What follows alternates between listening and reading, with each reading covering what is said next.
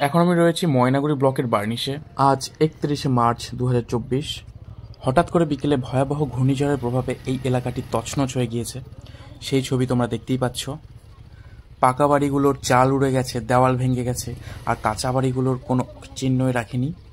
শুধু এখানেই নয়, আশেপাশের অনেক এলাকাতে এই ঝড়ের প্রভাবে অনেক ক্ষয়ক্ষতি হয়েছে। প্রশাসনের তরফ থেকে উদ্ধার কার্য চালিয়ে আহতদের হসপিটালে নিয়ে যাওয়ার ব্যবস্থা করা হয়েছে।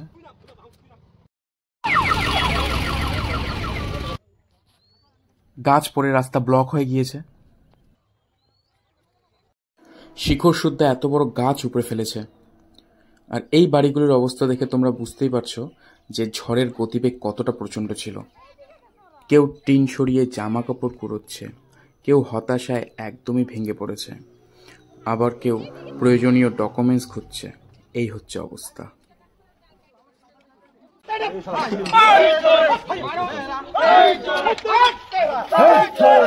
আমরা সবাই এটাই আশা করব যাদের ক্ষয়ক্ষতি হয়েছে তারা যেন প্রশাসনের দিক থেকে আর্থিক সাহায্য পান, এত বড় মর্মান্তিক দুর্ঘটনা যাতে আর আমাদের দেখতে না হয়, আর যারা আহত আছে তারা যদি অবশ্যই ভালো হয়ে ওঠে।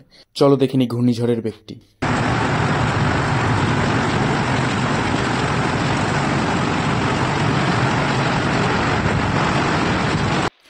আজ আবারও প্রমাণিত হয়ে গেল প্রকৃতির কাছে মানুষ নিঃস্ব।